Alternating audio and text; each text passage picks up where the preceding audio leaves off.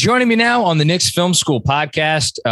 Very, very honored to have him on because he has been a busy man of late, trying to report on certainly one of the big NBA stories that is dominating the landscape and certainly something of great interest to all of us here in New York.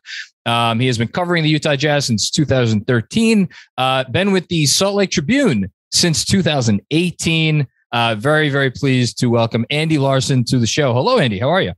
Hey, I'm good. How are you? Well, good things don't always happen to the Knicks, and here we are. And we not only try to cover the team, but we also unabashedly root for them. So it's I don't know. I would say it's an exciting time, but also a nerve-wracking one. Yeah.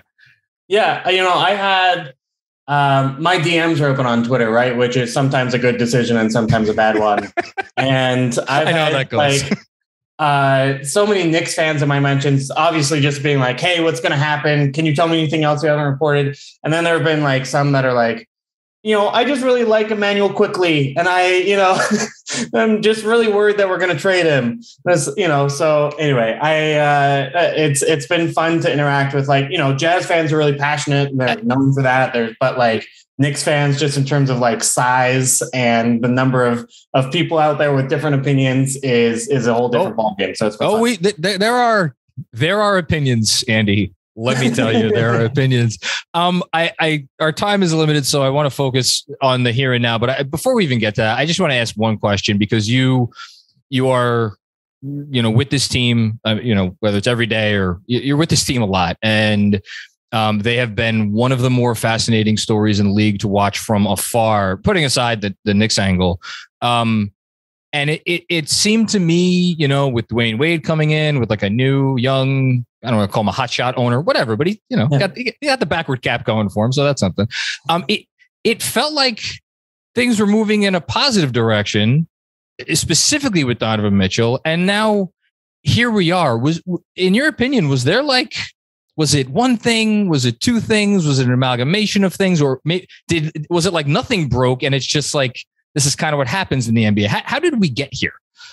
Yeah. I think it is kind of an amalgamation of things. I mean, I think you've got one, that he didn't necessarily take that next leap from kind of all NBA on the fringes to being kind of a third team, second team, even kind of first team all NBA guy that I think he thinks he can be, that I think his camp thinks he can be. And I think that the Jazz really kind of were counting on him to grow into because, that's how you win championships in the NBA is, you have one of the 5 or 10 best players in the league. I think there were real relationship issues with Rudy Gobert, even if those have been overwrought a little bit. I think I'm not sure it was necessarily unsalvageable, but it was certainly uncomfortable. Okay. But I would also say that the relationships with a lot of people in the organization were a little bit frayed at times, So really? Whether that was with Quinn Snyder or, management, he was not unafraid to kind of use his sway in his final season. And then, I think the biggest thing, frankly, is just the direction of the team, right? If, Danny Ainge said it in a press conference last weekend, but last season obviously wasn't any fun at all for the Jazz, and they're in the luxury tax and they don't have any cap space to do anything. They didn't have any draft picks. They've traded future draft picks moving forward. And so all of a sudden you've kind of built so much and put so much, the Jazz put all their chips into the table for this win now window. And we're the best team in the regular season 2 years ago, right? They succeeded in some way, except that they were clearly falling well short in the playoffs. And then you look at kind of the age of the supporting cast, and It was just pretty clear that hey, it's not going to get better from here for anyone. And so I think that's why Quinn Snyder ultimately stepped down. That's why Rudy Gobert was traded, and then it's okay, so now you're at the point where if you keep Donovan Mitchell, you're realistically in the middle, at best. And, so, how long do you want to be a play-in team? What are your options of getting out of that kind of play-in window?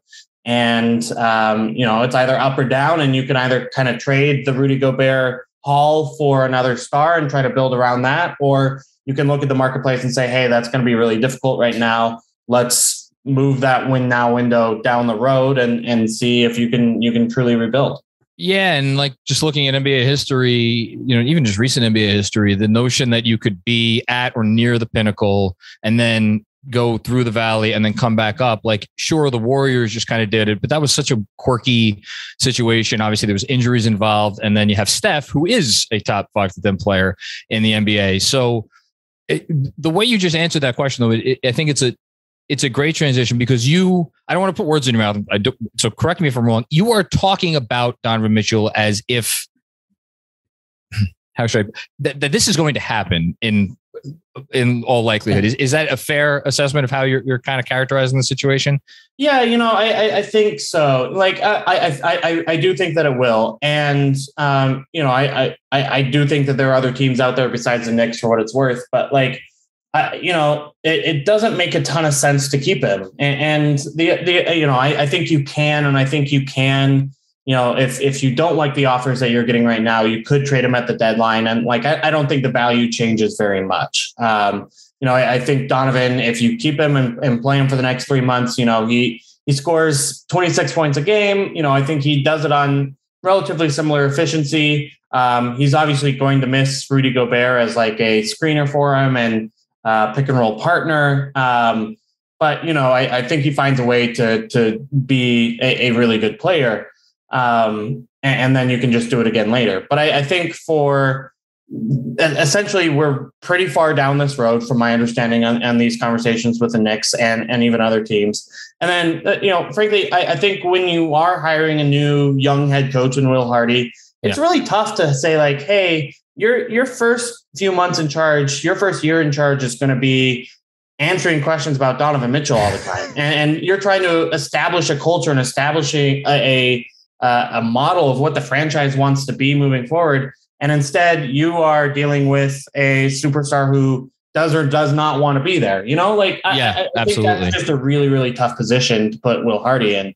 Again, so just kind of directionally, and then finally, I do just think that if you are going this direction, eventually you should do it immediately, because then you're tanking for Victor Wembanyama, right? Like that's, if you end up winning 30 games this season, that's also not the best place to be. So, I think for those reasons, and again, I should say that like the talks have gotten really, really serious is probably the number one reason. I just don't expect him to be back. I don't think it's impossible, but I don't expect him to be. And it's a great transition to my favorite line of your piece from yesterday. Again, for anybody who's listening and didn't check it out, go subscribe to Salt Lake Tribune. It's great content across the board. In addition to just Andy's work, but your piece from yesterday, you left off the Knicks section with this kind of, I describe it as ominous, where you're saying, most expect there to be a resolution, whether it's, hours, days, or weeks, whenever one side has a reason to budge. And it gets us to what I think is the most fascinating aspect of this whole thing, which is, where is the leverage? And I think there are great arguments for both sides. And I think you just laid out the argument for why, if you're Danny Ainge, you can project all you want. Yeah, we'll take this into the season. If you don't meet my price, I'm going to take it. And then on the other side, it's like, if you're the Knicks, everybody's like, oh, don't sell the farm. You don't need to do that. Well, if you don't do that, then you don't have Donovan Mitchell. And that may not be a big deal to the Knicks, or it may be a big deal to the Knicks. If you had to guess right now, and again, I'm putting you in an unfair position to kind of, gesticulate here. Do you think there is one advantage to one side or the other as far as the motivation to get this done? No, I mean, honestly, I think both sides are really pretty motivated to do it. I mean, and I'll say this, as much as we talk about the Jazz being stuck in the middle, or I just did just now, like the Knicks are kind of stuck in the middle without Donovan Mitchell too, right? Like that's not a great place to be. And obviously, they kind of have a path to escape by using some of these assets. But I think both teams want this. I do think that the Jazz do have real leverage with the Miami offer. And which you reported as, just for anybody who doesn't know, I believe it was Harrow, Robinson for salary purposes, and basically all the firsts that Miami can throw in. Is that accurate? Yeah, and then you can throw in some combination of like Max Strus, who may be important to the Jazz, Gabe Vincent, Omar for 7.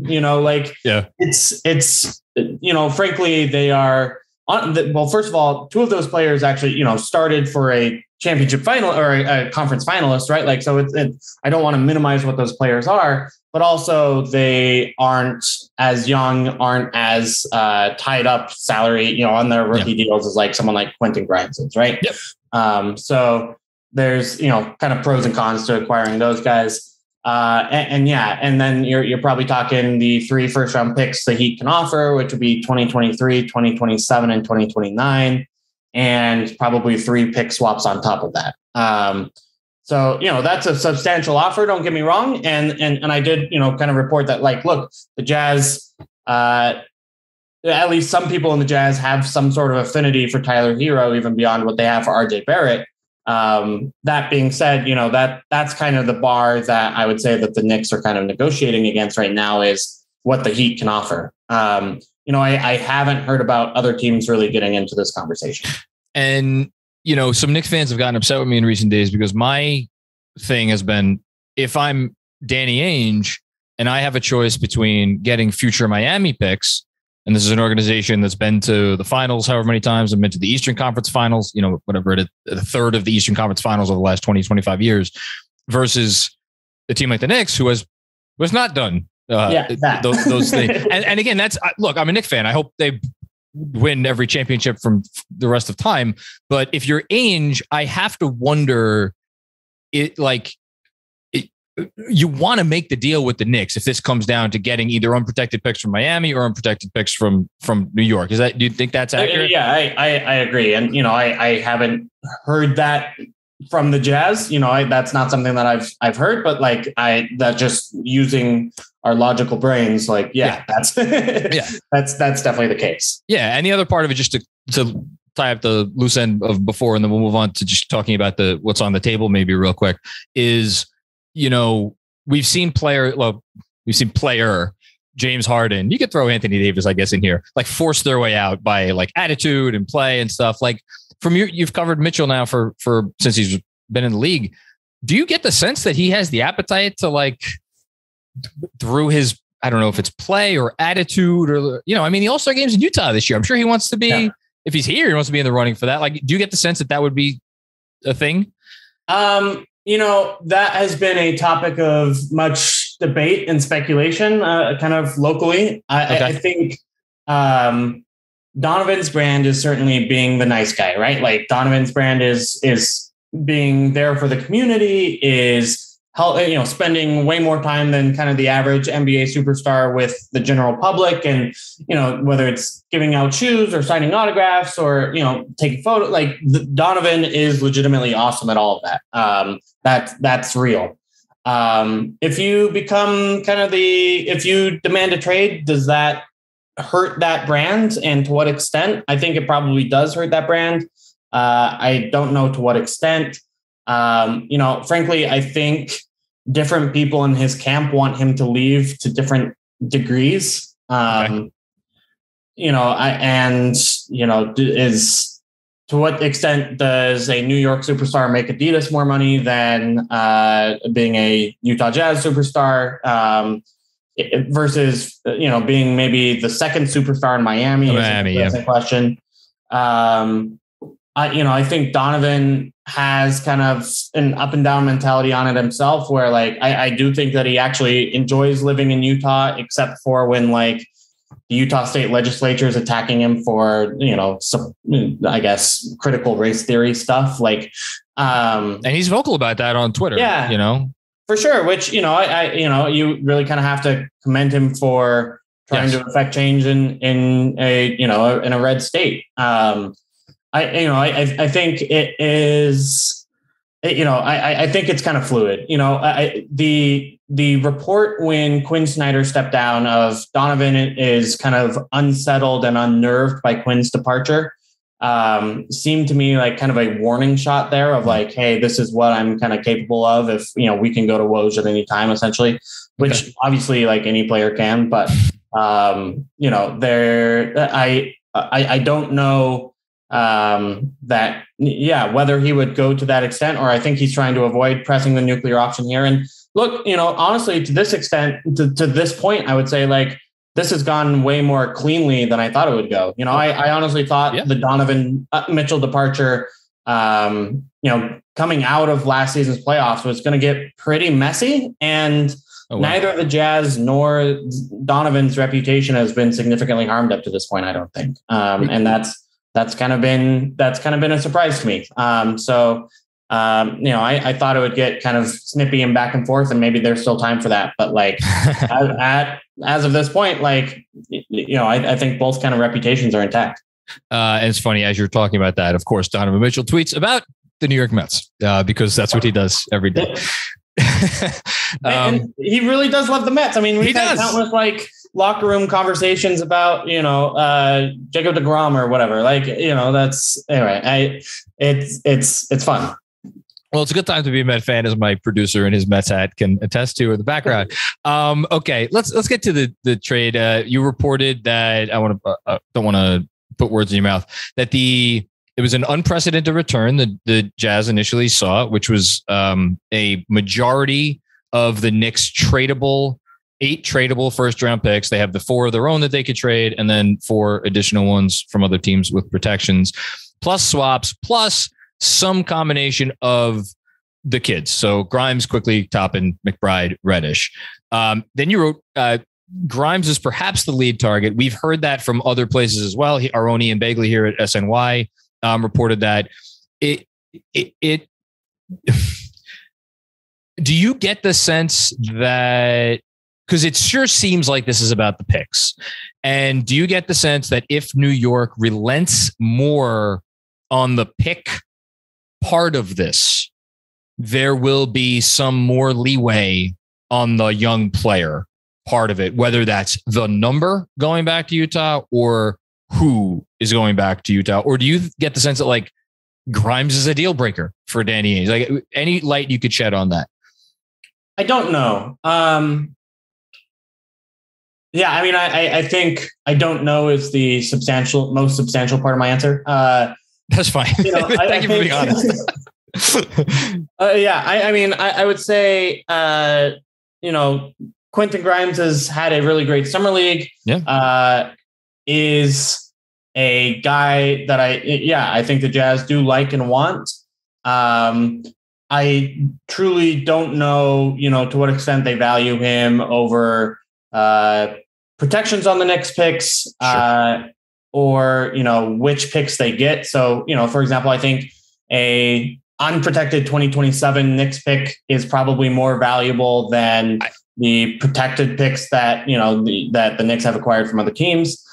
I really, truly just don't know how, those are weighed in Danny Ainge's mind. I think, as always, because it is going to be kind of a long-term window, the guys with kind of shorter rookie time left on their rookie deals, or maybe someone like an Obi Toppin, where you are looking at the potential of paying him relatively soon, like maybe that's 2 years, or Cam in 1 year. Right. Exactly. Yeah. And I think that's maybe a little bit harder, but obviously Cam hasn't necessarily shown enough to get paid a lot either. So, yes. Right. I truly, I guess, I'm just going to stick with, I don't know. I appreciate that. Basically, I think the goal is the farm, right? Like the goal is to get as much as possible. And I don't know where the sticking points in leverage are with the Jazz. You also mentioned a couple more, and then we'll get you out of here. Thank you again for your time today. You mentioned Julius Randle not likely to be the outgoing salary on New York's end. It seems like Randle is not the most popular asset around the league right now. I was had Zach Lowe on the pod a week ago, and he, the best he could offer is like teams are curious about what Randle, if he can get close back to what he was 2 years ago. Do you get the sense that the Jazz, is that like they're just out? They don't want to see if they can rehab his value. Like where are they at? I just don't think that that goes necessarily super well for the Jazz kind of either way, right? Like the contract is big enough that even if you do rehab his value, I don't know that you're getting a ton back in return. And if he is good, then, you are maybe in the middle again, right? Like maybe that gets you to 30 wins or something, right? I think the other thing is that the Knicks kind of do, from my understanding, see Julius as an upside play in his own right for the Knicks, right? Like that if you are acquiring Donovan Mitchell next to RJ Barrett, Jalen Brunson, et cetera, that having, if Julius Randle does have good teammates around him, can be what he was 2 years ago, then, that provides upside potential for the Knicks. And to a greater extent than someone like Fournier or Derrick Rose does, just because of, I think what the perceived potential of those guys are as players. I think it's kind of similar to in the Rudy Gobert deal when we first started to talk about what that return would look like from Minnesota. Kind of everyone kind of figured that like the return would be D'Angelo Russell as kind of the obvious salary ballast in that deal, but the Jazz didn't really have any interest in D'Lo, and the Wolves wanted to be good and figured like, hey, we'll probably benefit more by having D'Lo than having Malik Beasley and Patrick Beverley. So that's kind of, I think it feels like kind of a similar situation in this case.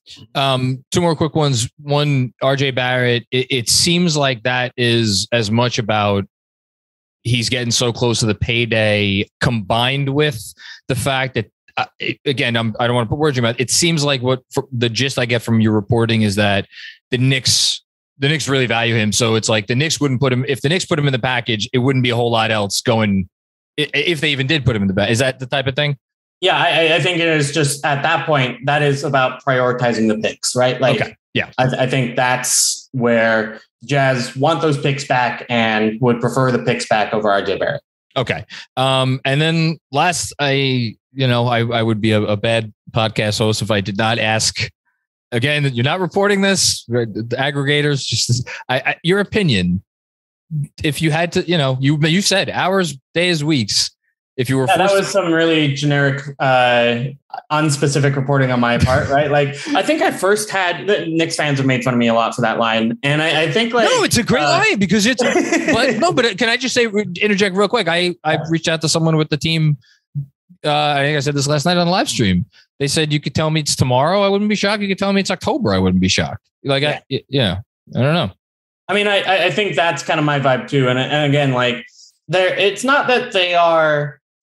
They're having significant discussions. They had significant discussions on Tuesday, they're about which pieces would be involved. And, I think obviously the Jazz asked for a lot and the Knicks were kind of shocked by how much they asked for. And, I think there was obviously there's a quick, no, that's not going to work for us, but here might be what does. And some back and forth there. And again, conversation on RJ Barrett's value and blah, blah, blah. So I think my understanding is that these have been pretty productive conversations. But, there is still obviously a gap. Otherwise this deal would be done. And it's just hard to know when those gaps are going to be, closed, in the case of the Rudy Gobert deal, right? Like there was kind of some outside pressure where the Timberwolves were saying, hey, we can go out and get Miles Turner for a fraction of this price. And so, in the end, there was kind of some urgency from the Jazz side of things to just get that done, right? And then in the end, heck, the Wolves gave up a ton, right? So I think it's these conversations are pretty fluid and, it can kind of start and stop again, I guess I would say. But yeah, I truly just don't know when this is going to happen. And so that's why I hedged more than I've ever hedged in my life with hours, days, or weeks. I mean, you didn't say years. If you had said years, right. Yeah, that would have been different. Anyways, I cannot thank you enough for the time. Truly, just for anybody at home who may not know where to find you or your stuff, you just let them know before you go. Yeah, I'm on Twitter at Andy B. Larsen, and then obviously I write for the Salt Lake Tribune, so one of the only nonprofit local newspapers in the nation, which we're very proud of, and it's very cool. So check out our writing there, sltrib.com. Awesome stuff. We'll maybe hit you back before the Jazz play the Knicks this season, potentially with, an interesting matchup on our hands. We'll see. I don't know. Yeah, sounds good. I mean, I imagine if that, if and when this trade happens, I'll be headed to New York and we can meet then. And definitely will be interesting to see how Knicks fans and that first Jazz game goes if this does come to pass. That sounds like a plan.